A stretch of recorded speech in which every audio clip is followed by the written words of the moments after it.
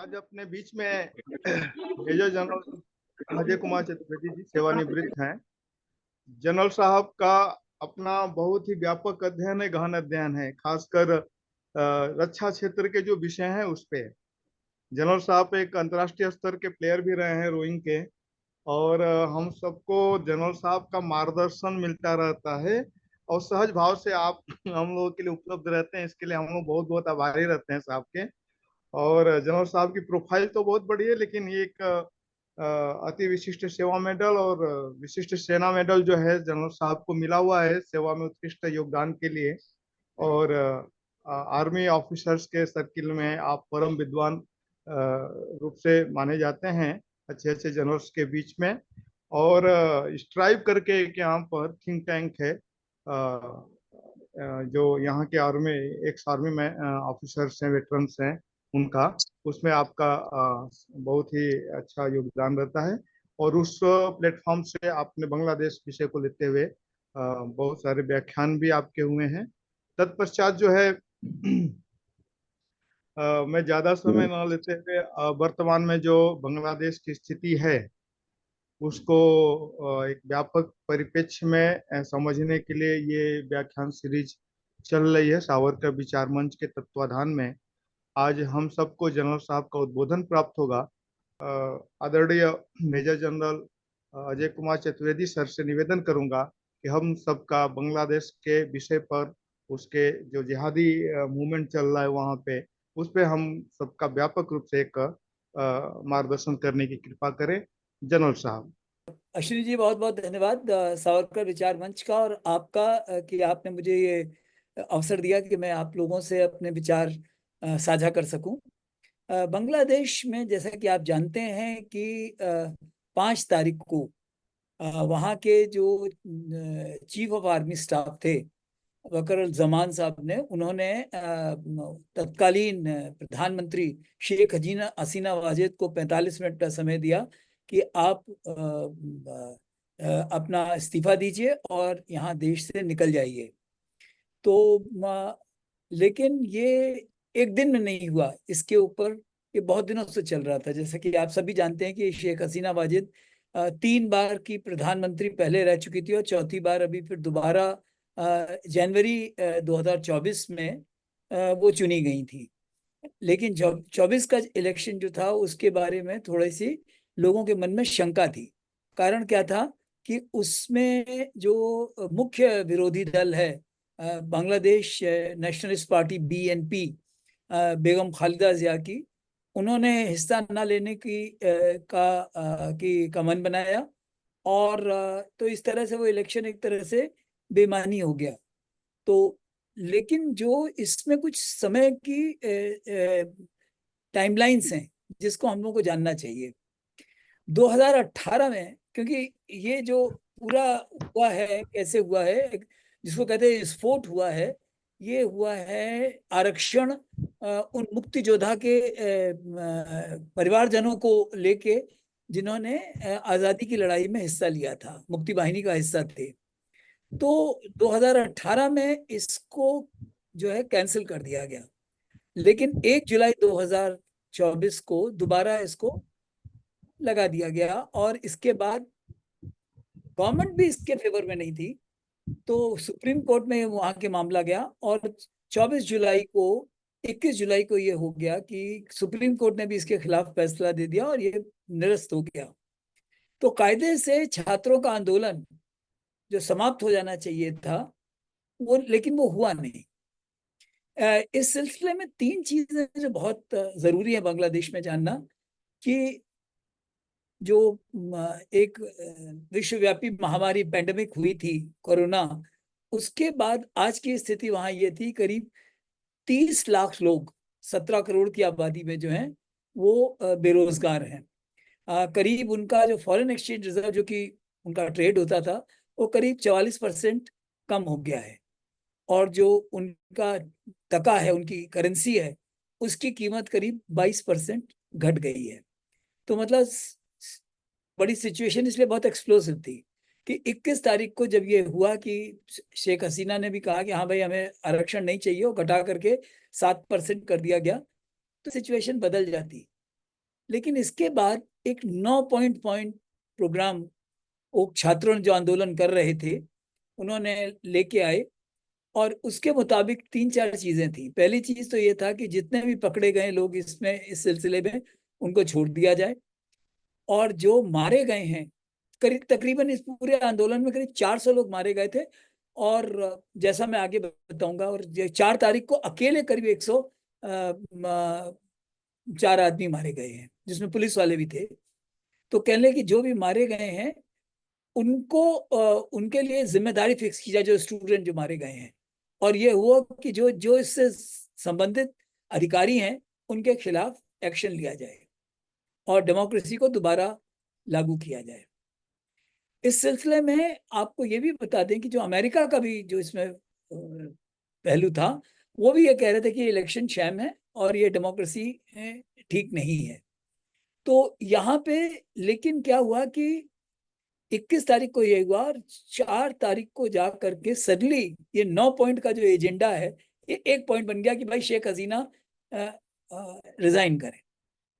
तो जो उन्होंने कहा कि 5 तारीख का, जो मैं पहले ही बता चुका हूं कि ये जो हुआ, इसमें एक चीज और आई कि बीच में शेख हसीना को ये ज्ञात हो गया था कि इसमें सिर्फ छात्र नहीं है, क्योंकि जो इस तरह से जो ब्रूटल मर्डर हुए हैं पुलिस वालों के, करीब आप समझिए 400 पुलिस थाने जला दिए गए। वहां करीब 673 थाने हैं, उनमें 400 जला दिए गए, पुलिस वालों की मारा गया। तो उन्होंने कहा कि इसमें जो है रजाकार सम्मिलित हो गए। तो स्टूडेंट्स ने उसको घुमा दिया, उन्होंने कहा कि नहीं भाई, हम सब रजाकार हैं, ये सरकार कहना चाहती है।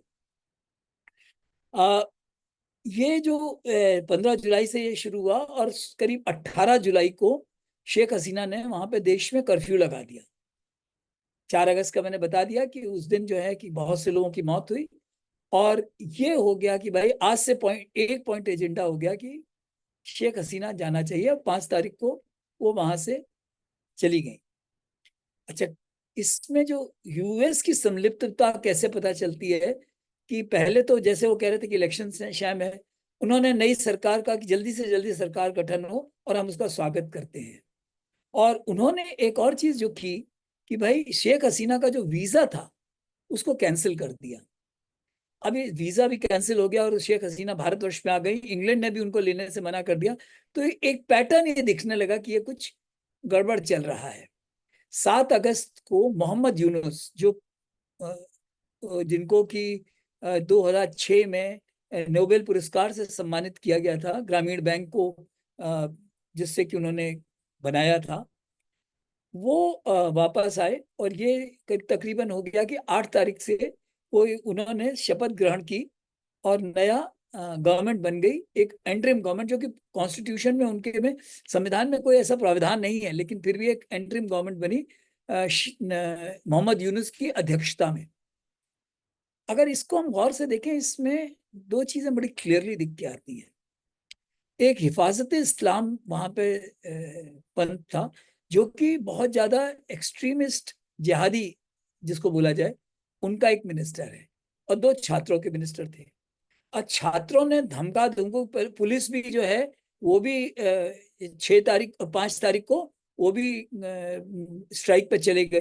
तो जो 6-7 तारीख को वहां बिल्कुल अराजकता का माहौल था। छात्रों ने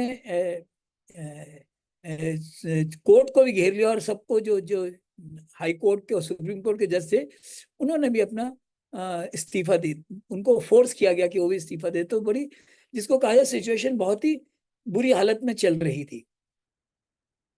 अभी क्या हुआ कि इसमें जिससे कहा जाए कि जो जिसको कहा जाए कि साजिशन जो चीज होती है, तो पहली चीज तो ये हुआ कि भाई मोहम्मद यूनुस साहब के खिलाफ जो था लेबर लॉज को वायलेट करने के चार्ज थे, वो 7 तारीख को ड्रॉप कर दिए गए। इसके अलावा बीएनपी के ऊपर जो एक उनके जितने नेता, खालिदा जिया जेल में थी, उनको सबको माफी दे दी गई, छोड़ दिया गया। इसी बीच अमेरिका की संलिप्तता इससे पता चलती है कि 24 जुलाई को जो उनके पीटर हास करके उनके राजदूत थे, वो पहले ही वहां से निकल लिए बगैर सरकार को बताए हुए। और जब ये गवर्नमेंट बन गई, तो उसके बाद जो सबसे बड़ा नुकसान हुआ कि लोगों को चुन चुन के जो अवामी लीग से संबंधित थे वो, और जो माइनॉरिटीज हैं उन पे हमले होने लगे। मतलब 52 जिलों में तकरीबन 205 अटैक हुए कि मंदिर जला दिए गए, घर जला दिए गए, बहुत कुछ नुकसान हुआ। अच्छा, जब ये गवर्नमेंट बनी तो भारत सरकार के प्रधानमंत्री ने उनको एक संदेश दिया कि भाई हम आपके साथ काम करने को, आपको बधाई है, काम करने को तैयार है, लेकिन आपको अपनी माइनॉरिटीज खासतौर पे हिंदुओं का ध्यान रखना चाहिए। ये उन्होंने उनसे कहा। अच्छा, इस सिलसिले में ना एक और चीज जो स्टूडेंट्स ने बोला, जिससे कि मतलब इस सब में बिल्कुल ही मतलब जिसको कहते हैं बू आ रही है कि साजिश की, कि उन्होंने कहा कि भाई अगले 3 से 6 साल यही गवर्नमेंट रहनी चाहिए, उसके बाद जा करके जो है इलेक्शन हो और नई सरकार बने। इसका मतलब वो अवामी लीग के पूरे प्रभाव को खत्म करना चाहते हैं। और इसमें जो छात्रों में जो एक वहां जमाते इस्लामी की एक स्टूडेंट विंग है जिसको बोलते हैं ICS, इस्लामिक छात्र शिविर, उनका बड़ा प्रभाव रहा है। अच्छा, बांग्लादेश की अगर आप ज्योग्राफी देखें, इसमें 2-3 चीजें बड़ी गौर से देखने वाली बात है कि 3 तरफ से 4000 किलोमीटर की इनकी जो बाउंड्री है वो भारतवर्ष के साथ, जिसमें 2500 तो तकरीबन वेस्ट बंगाल के हिसाब 2200 के करीब है। तो 3 तरफ से बांग्लादेश जो है वो भारतवर्ष से घिरा हुआ है और नीचे समुद्र है। और इस दौरान इनमें एक और चीज ध्यान देने वाले हैं कि बांग्लादेश का इतिहास बहुत ही, जिसको कहा जाए कि जब से ये बना है करीब 29 बार वहां मिलिट्री कू हो चुकी है। ये 29वीं कू थी। तो जो ये कू होती थी उसमें बहुत ही वायलेंट थी कि वो पहले शेख हसीना के जो पिताजी शेख मुजीबुर रहमान जो वहाँ बंगबंधु कहलाते थे, उनको, उनके परिवार को, उनकी गवर्नमेंट के सब लोगों को मार दिया गया। शेख हसीना और इनकी बहन रेहाना बच गई थी क्योंकि ये उस वक्त बांग्लादेश में नहीं थी। उसके बाद जियाउर रहमान आए, उनको मार दिया गया। मुशर्रफ एक उनमें आए थे, ब्रिगेडियर मुशर्रफ, वो भी मारे गए। इस तरह से मतलब होती रही वहां पे कू होती रही। तो ये वहां का कल्चर ही है। जब हमारे मोदी जी ने उनको, मोहम्मद यूनुस साहब को बोला, तो उसमें जो था, उस दिन से उन्होंने कहा कि नहीं जी हम इनकी रक्षा करेंगे। लेकिन अभी तक ऐसा कुछ खास दिख नहीं रहा है। जो वहां पे जो आईएसएस का और इसका बाकी जो प्रभाव है आप देख लीजिए इस तरह से है। पहली चीज तो JEI का प्रभाव अभी भी है, और JEI वो ऑर्गेनाइजेशन है जिसका कि पाकिस्तान की ISI से संबंध है, और उनका इस्लामिक छात्र शिविर जो इसमें बढ़ चढ़ के हिस्सा लिया था। दूसरा ये भी देखा जा रहा है कि बांग्लादेश के ईस्ट में जो है ISIS, उनका भी प्रभाव है। इसके अलावा तीसरा जो है वहां पे हिफाजत इस्लाम, जैसा मैंने बताया, उनके तो एक मिनिस्टर बन गए, रिलीजियस अफेयर्स के जो मिनिस्टर हैं वो हिफाजत इस्लाम के ही मिनिस्टर हैं। इसके अलावा जमाते मुजाहिदीन बंगाल, जिसका कि मालदा में बनी थी वो 2016 में, वो वहां बहुत एक्टिव है। और उनके वो भारतवर्ष में भी छुप जाते हैं और आके अटैक करते हैं। इसमें अगर आप एक चीज गौर करेंगे कि जो हमारा, जैसा मैंने बताया, बाउंड्री तो है, लेकिन बंगाल में 2 जिले आज की तारीख में पूरी तरह से मुस्लिम मेजोरिटी हो गए हैं। वो कौन से हैं? मुर्शिदाबाद और मालदा। इसके अलावा नॉर्थ दिनाजपुर में तकरीबन 50-50 पॉपुलेशन है। असम में 11 जिले ऐसे हैं जो कि मुस्लिम मेजोरिटी हो गई है। तो ये एक ये हम लोग को जानना चाहिए कि किस तरह से जो इलीगल माइग्रेशन होता है उसकी वजह से ये हो रहा था। अच्छा, मैं जो हसीना शेख हसीना को जाने का बहुत कारण तो ये था कि एक तो वो बहुत ज्यादा, जिसको कहते हैं कि तानाशाही हो गई थी, बहुत ही आयरन हैंड से कोई उनके देश के खिलाफ या उनके खिलाफ। हालांकि उन्होंने देश का काफी भला किया, लेकिन भारतवर्ष के लिए बहुत अच्छी थी। तो आज जैसे कि उनके स्टूडेंट छात्र ने एक भारतवर्ष के ऊपर आरोप भी लगाया कि भारतवर्ष के संबंध अवामी लीग से थे, हमको दोस्ती बांग्लादेश से करनी चाहिए। दूसरा जो है चाइना और जो US है, इनको उन्होंने ज्यादा घास नहीं डाली।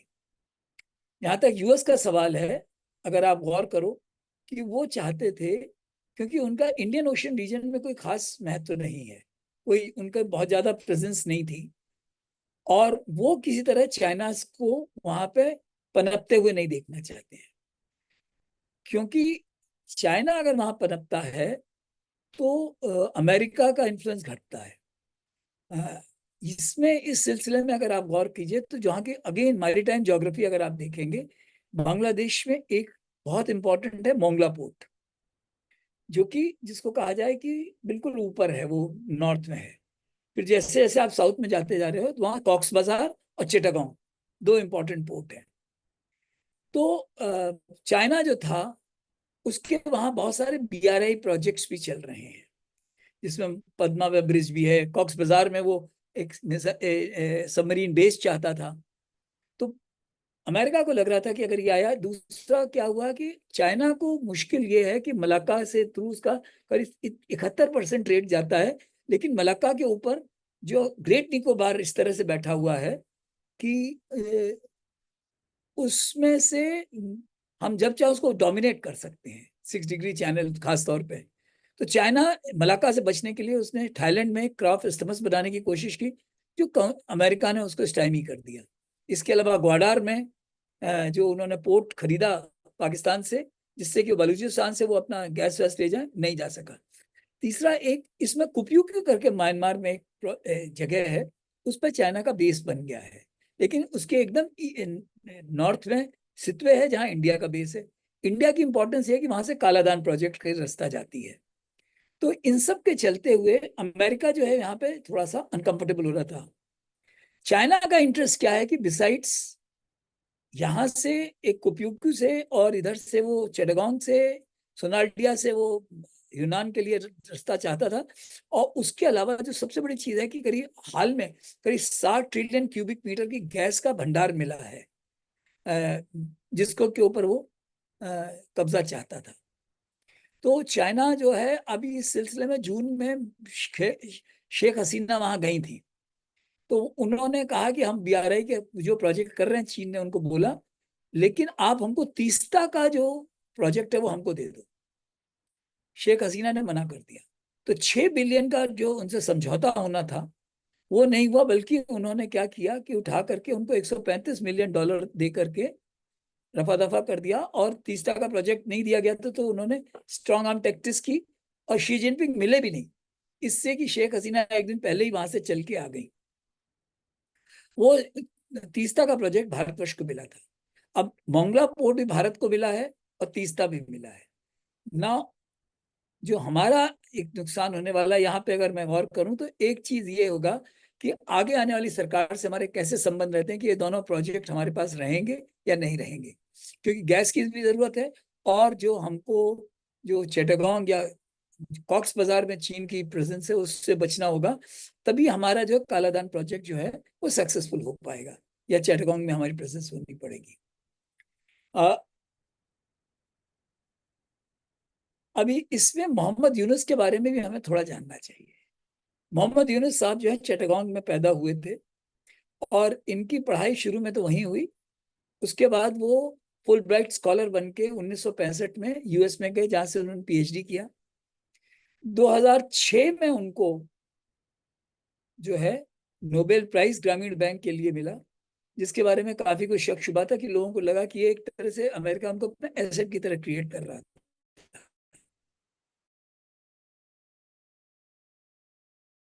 फिर उनको भी मिले यूएस, एक बार यूएस से उनको इनाम मिला, और दोनों बार, एक बार उनको मिला था जिसको बोलते हैं 2009 में मिला था उनको US presidential medal for freedom, और 2010 में मिला यूएस कांग्रेशनल मेडल मिला। ये दोनों कब मिले?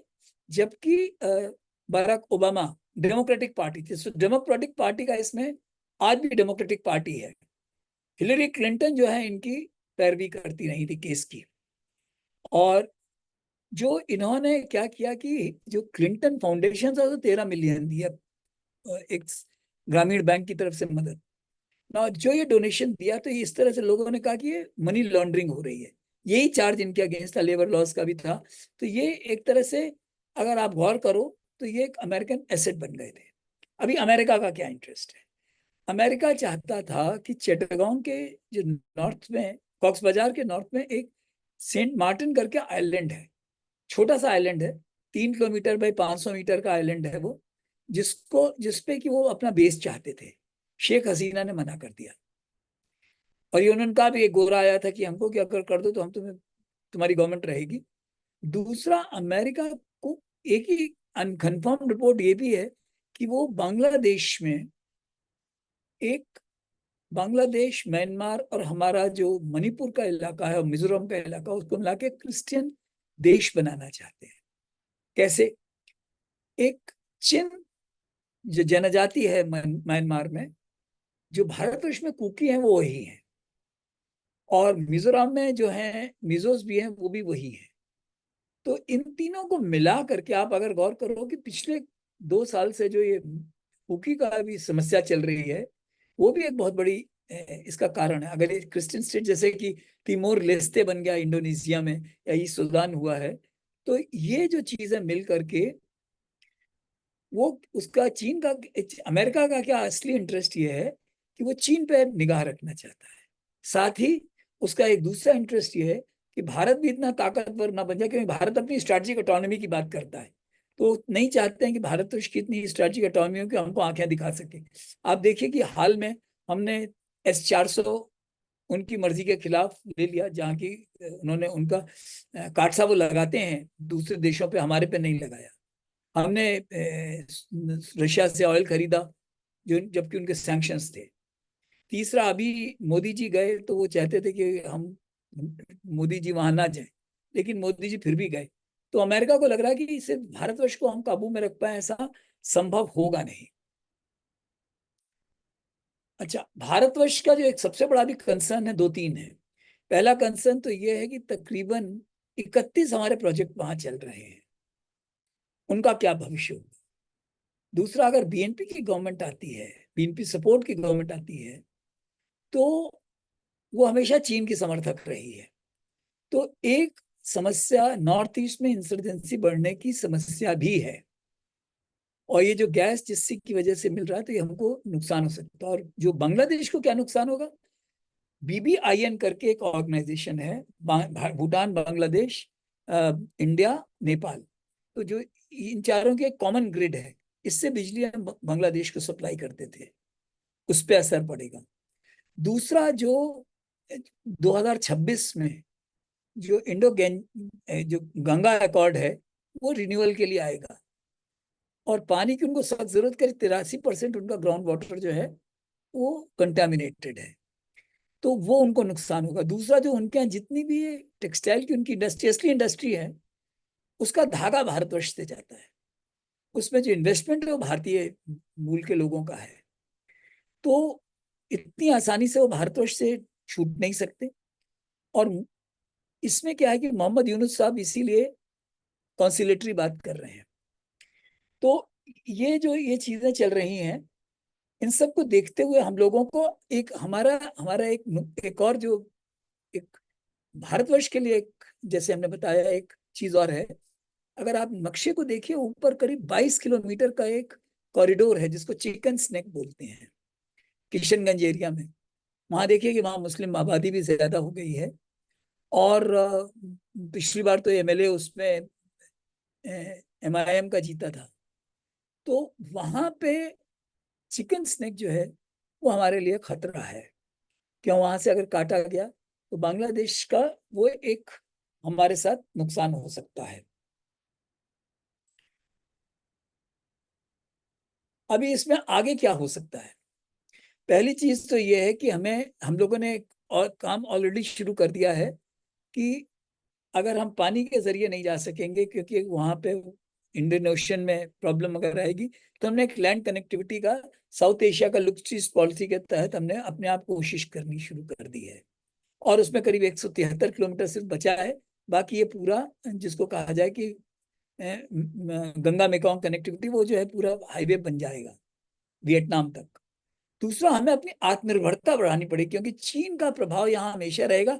अमेरिका भी देखिए आपको आंखें दिखाने लगा, जहां आपने रूस के साथ ज्यादा संबंध बढ़ाए, तो ना आपको GE-404 इंजन वो दे रहा है, ना आपके अपाची के स्पेयर्स दे रहा है।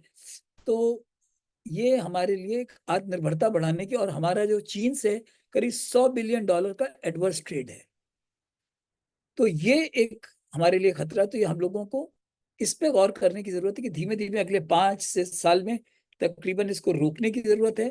उसके बाद उनको इसको रिवर्स करने की चाइना के साथ, क्योंकि चाइना आपके यहाँ जो है बहुत कुछ कर रहा है।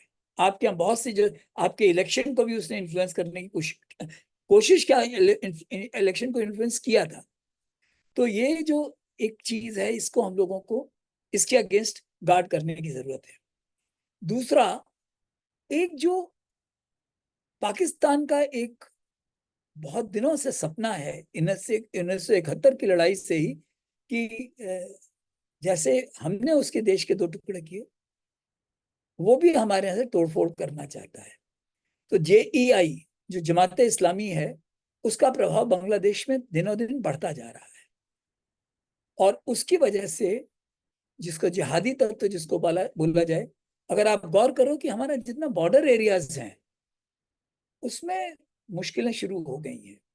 चाहे मुर्शिदाबाद हो, चाहे मालदा हो, चाहे नॉर्थ दिनाजपुर हो, या 11 जिले हैं जो धुबरी, बशीरहाट वगैरह जो इधर हैं असम में, किशनगंज का एरिया है। तो ये हम लोगों को गौर करने की जरूरत पड़ेगी। एक जो सबसे बड़ी चीज हम लोगों की जरूरत है वो ये है कि जो ये चीन की और अमेरिका की जो इंफॉर्मेशन वॉरफेयर हमारे अगेंस्ट चल रही है, इसका काट हमें निकालना पड़ेगा। इसके लिए सोशल मीडिया एक हमारा अपना होना चाहिए, हमारा अपना सर्वर होना चाहिए, क्योंकि चीन आपके यहाँ बहुत बुरी तरह आपको इन्फ्लुएंस कर रहा है। आप देखिए, एक समस्या खत्म नहीं होती, 2 समस्याएं खड़ी हो जाती हैं। और ये सब जो एक कैलकुलेटेड था कि संविधान बचाओ, आरक्षण बचाओ, इलेक्शन नहीं होगा, ये सब जो है ये एक टूल किट का हिस्सा है। इसका जरूरत हम लोगों को बहुत है। तो ये वे अहेड की ये मेरी आपको सजेशंस रहेंगे कि ये हम इसको आगे बढ़ाएं। यहाँ मैं अपनी वाणी को विराम देता हूँ। कोई प्रश्न हो तो आप पूछ सकते हैं।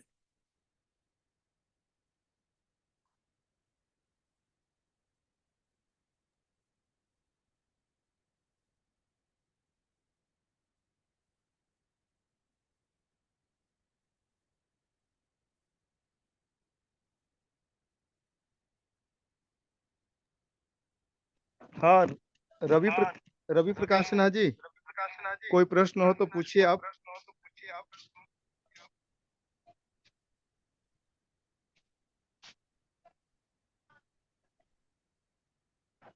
जनरल साहब, मेरा एक प्रश्न है कि ये रजाकार कौन है?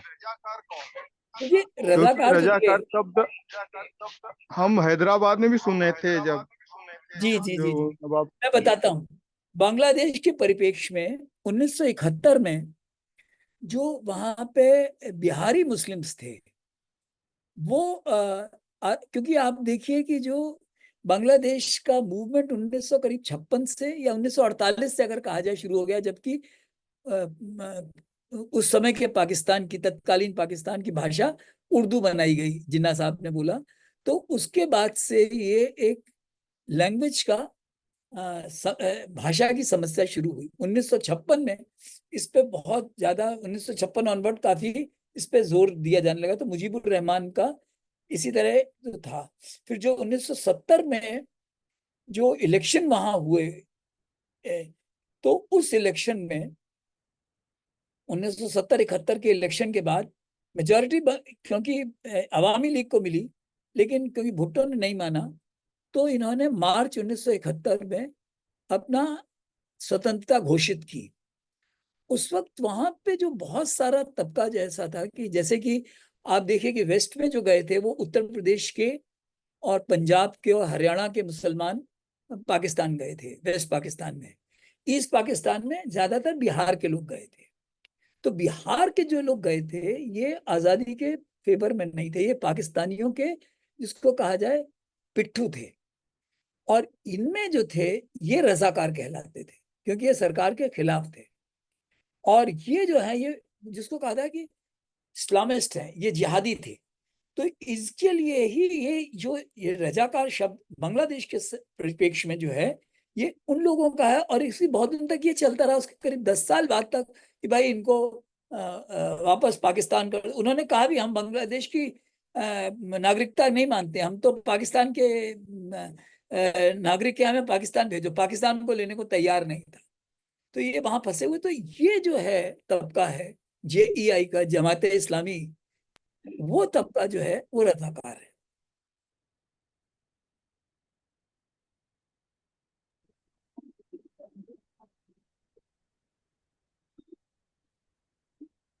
और कोई प्रश्न? और किसी का कोई प्रश्न है तो कृपया पूछने का कष्ट करें।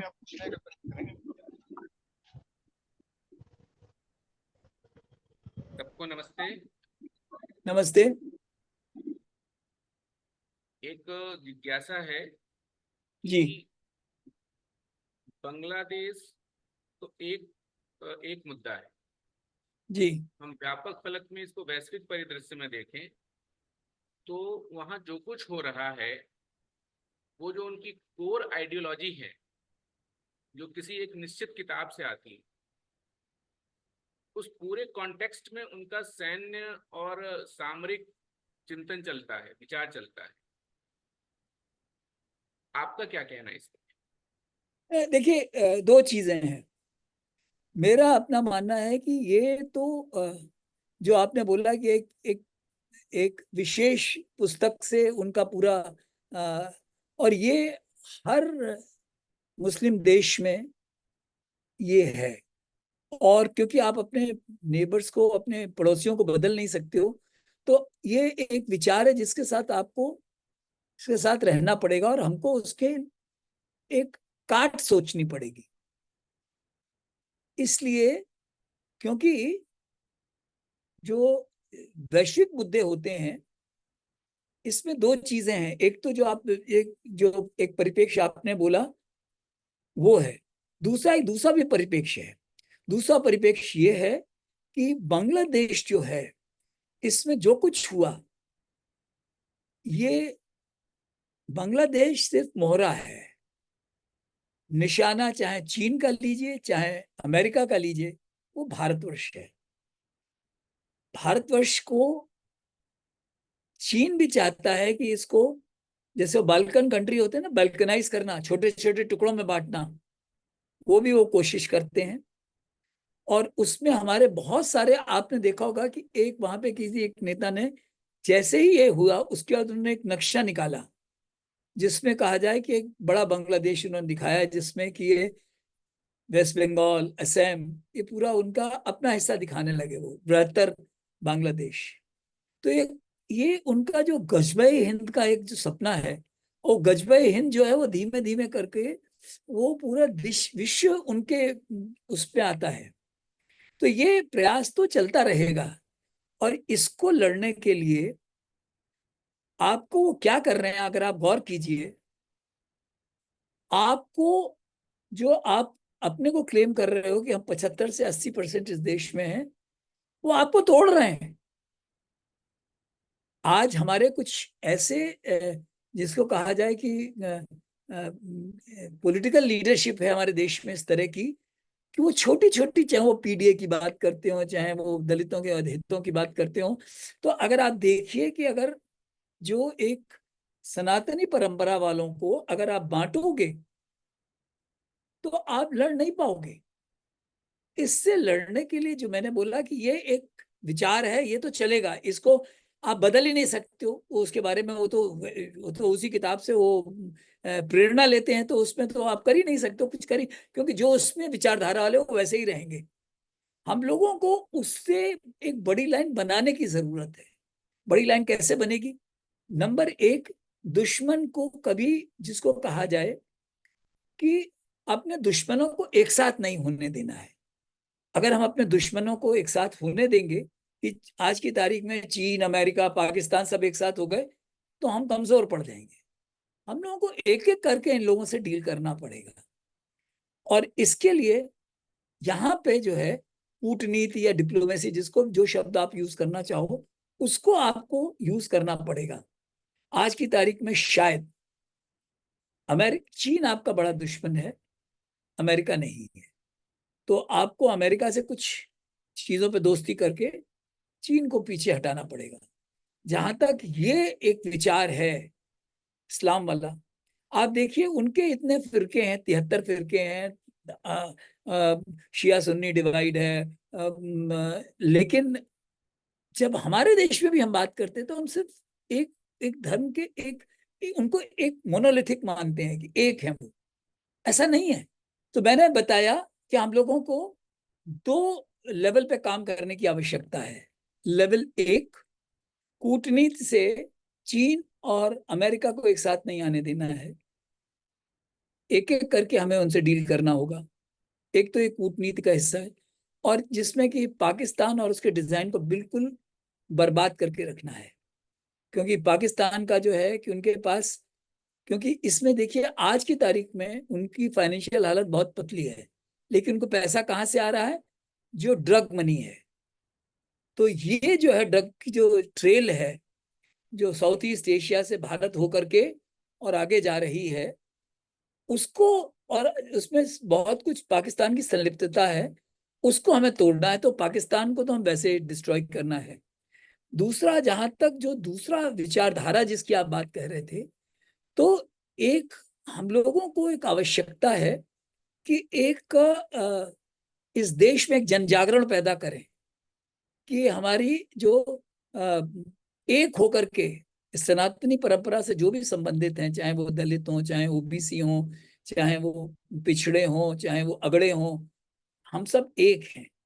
और इसमें एक जो एक तरह से जो हम लोगों का, आप देखिए कि अंग्रेजों ने भी ये कोशिश आपके साथ की थी। हम लोगों को ये इसलिए जरूरत है कि ये जो, और आप देखिए कि आज आपके देश में बहुत सारे पॉलिटिकल लीडर्स फिर से आपको जातियों में बांट रहे हैं, जबकि जाति आपकी प्राचीन परंपरा में नहीं थी। आप क्या वर्ण था, वर्ण और जाति में अंतर है।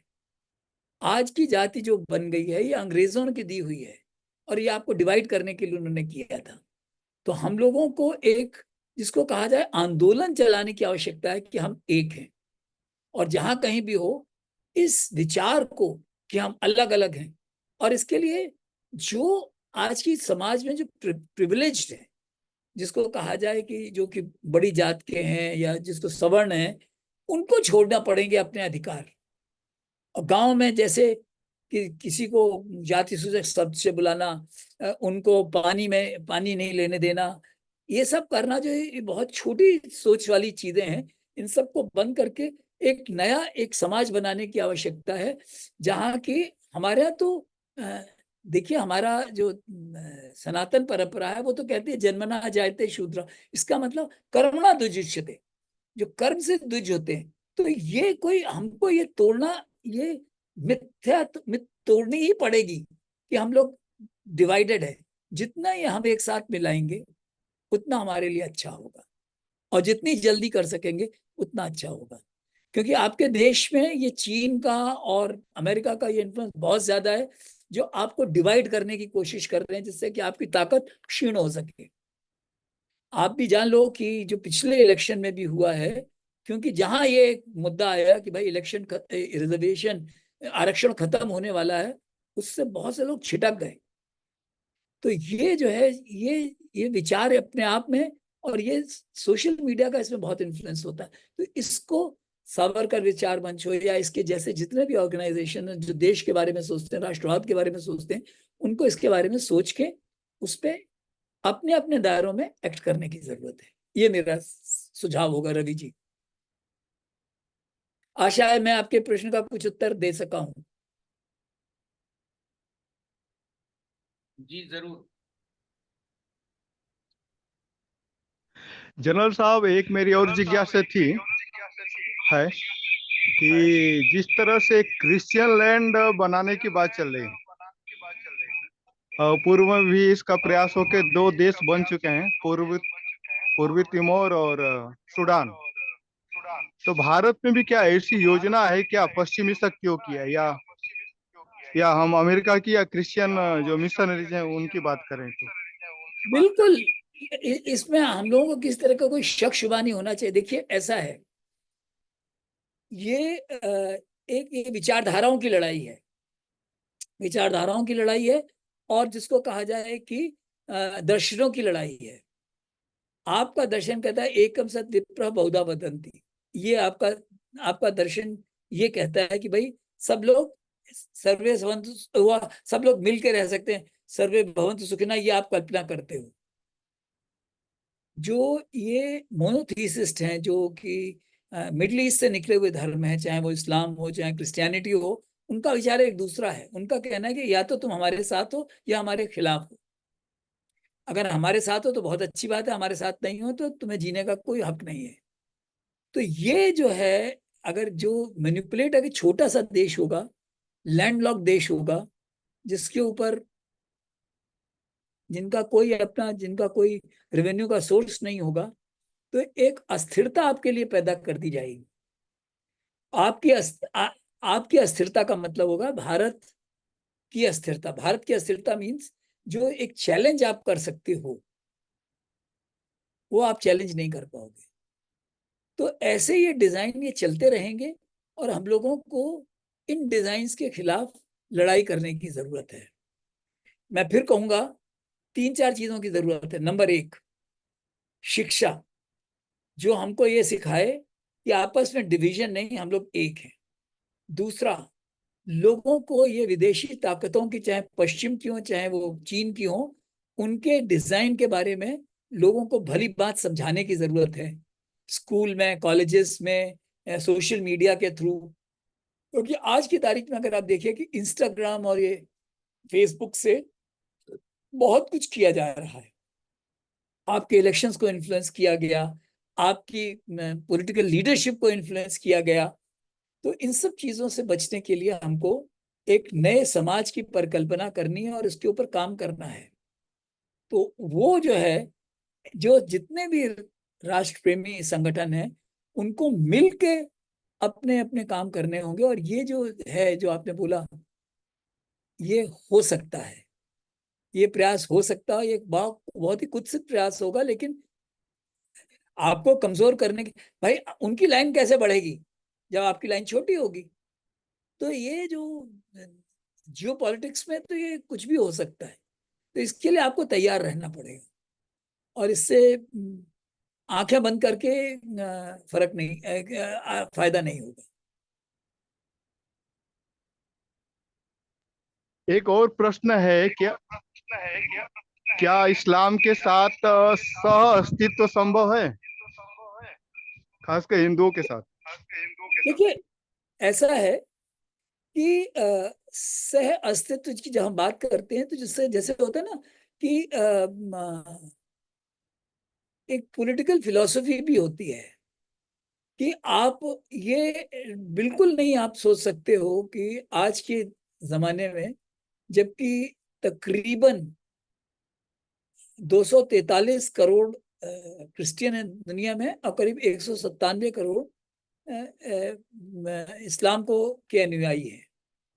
तो आप ये अगर सोचो, और आपके जो चारों तरफ है, एक तरफ पाकिस्तान, एक तरफ बांग्लादेश है, और नीचे आपके मालदीव्स भी है, तो इन सब में आप ये सोचो कि इनसे आप ये खत्म हो जाए, ऐसा संभव नहीं होगा। हम लोगों को एक ऐसी पॉलिसी बनानी पड़ेगी जो इंटरडिपेंडेंस की, कि ये आप पे डिपेंड करें और ये आप इन पर डिपेंड करें।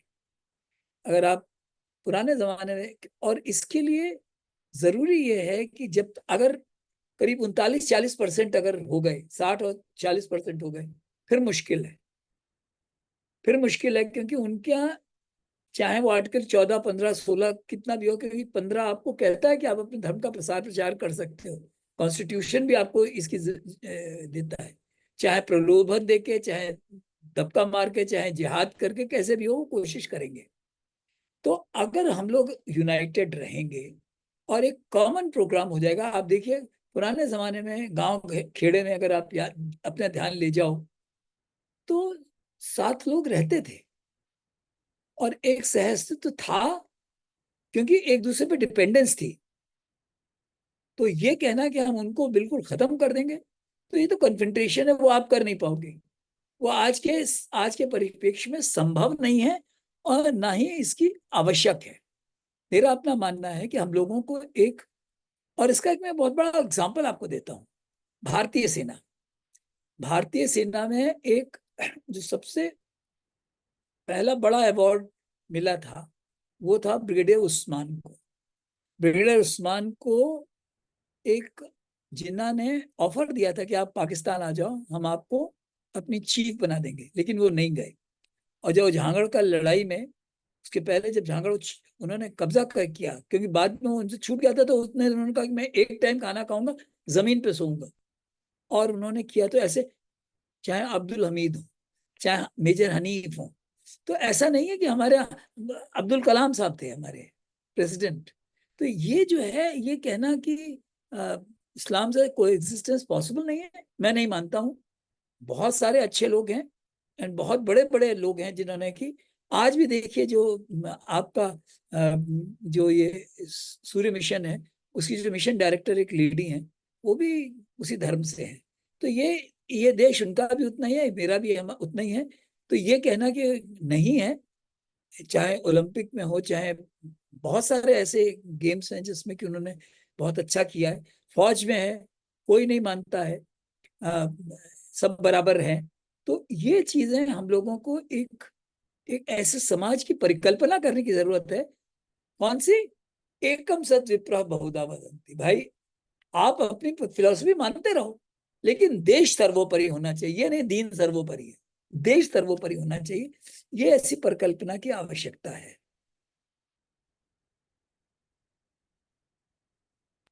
और किसी की कोई जिज्ञासा हो तो पूछ सकता है।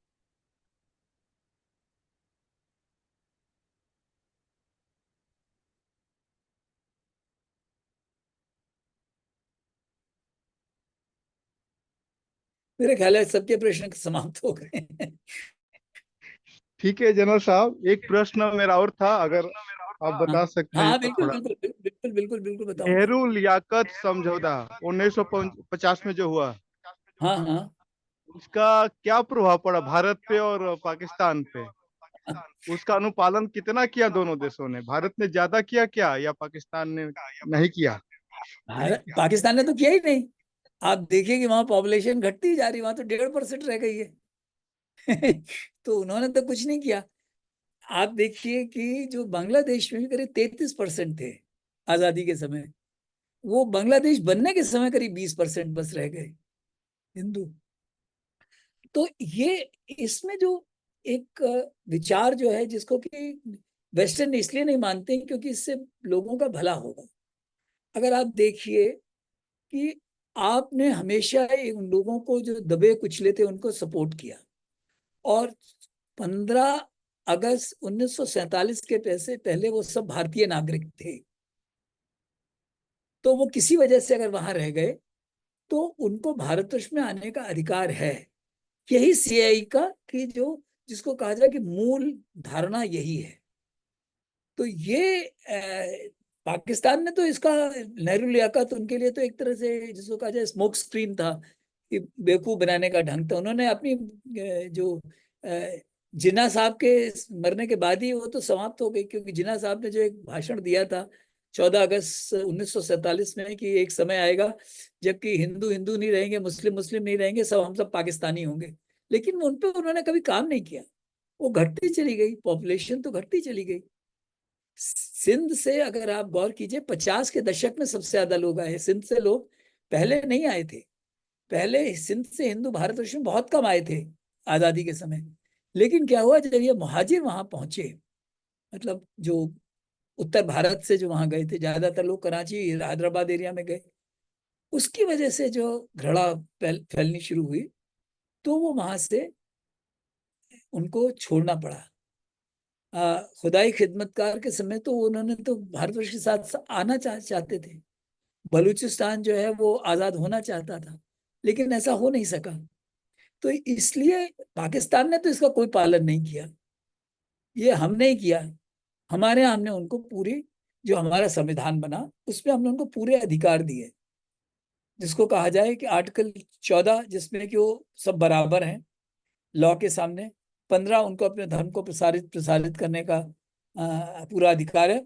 16, जिसमें कि कोई उनके अगेंस्ट डिस्क्रिमिनेशन, उनके अगेंस्ट कोई भेदभाव नहीं किया जा सकता। तो हमारा तो संविधान में उनको ये अधिकार है, लेकिन वहां तो ऐसा कुछ नहीं है कि ऐसा अधिकार तो कुछ है ही नहीं। तो ये कहना कि नेहरू लियाकत पैक्ट पाकिस्तान ने माना, बिल्कुल गलत है। भारतवर्ष ने माना, इसमें कोई संदेह नहीं है। बहुत बहुत धन्यवाद जनरल साहब आज के व्याख्यान के लिए। ज्ञानवर्धक और सारगर्भित व्याख्यान रहा आपका, और बहुत सारे विषयों पर हम लोग का कॉन्सेप्ट क्लियर हुआ। और सावरकर विचार मंच आपको बहुत बहुत आभार व्यक्त करता है, धन्यवाद ज्ञापित करता है। धन्यवाद। आपका सहयोग, आपका मार्गदर्शन और आपका स्नेह हम सबको सावरकर विचार मंच को मिलता रहे, ऐसी आशा के साथ मैं पुनः आपको धन्यवाद देते हुए आज के कार्यक्रम बहुत बहुत धन्यवाद। को विराम देता हूँ। नमस्ते। धन्यवाद।